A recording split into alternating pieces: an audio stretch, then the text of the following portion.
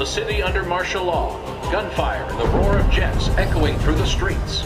Salut à tous, bienvenue sur Gameblog.fr, on est à Tokyo et encore une fois dans les locaux de Bandai Namco pour ce pré-TGS dans lequel on a pu voir tout un tas de jeux et moi j'ai pas pu m'empêcher d'aller rejouer à Ace Combat 7. Ace Combat 7 que j'ai déjà découvert, c'était à la Gamescom d'ailleurs, mais sur le PlayStation VR à ce moment-là. C'est vrai que c'est l'un des jeux qui pour moi est l'un des types de jeux idéal pour le PlayStation VR. J'ai pas été déçu lorsque j'y ai joué, alors certes vous savez la réalisation baisse toujours d'un cran quand on est avec le PlayStation VR.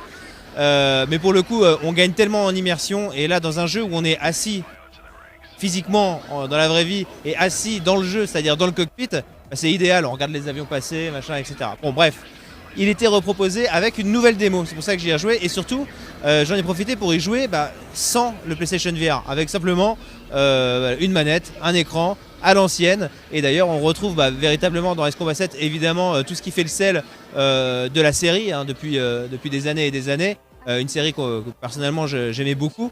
Alors c'est du dogfight arcade on va dire, il n'y a rien de bien compliqué. On lock les adversaires, on peut changer de cible. Et puis une fois qu'on les a lockés, tac tac, on balance un ou deux missiles.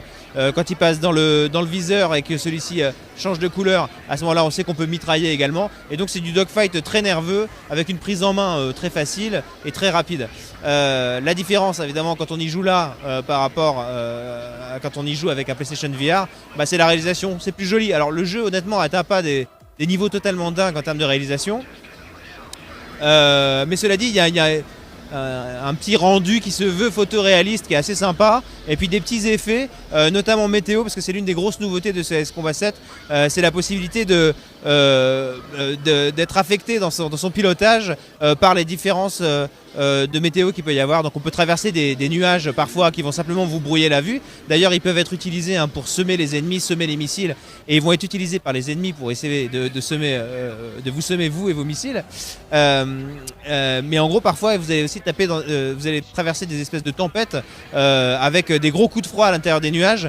Ça va mouiller le pare-brise, puis carrément le faire geler, etc. Donc il faut absolument sortir vite de ces masses nuageuses trop froides, pas en abuser pour se cacher, etc. Alors dans cette démo c'était pas trop évident.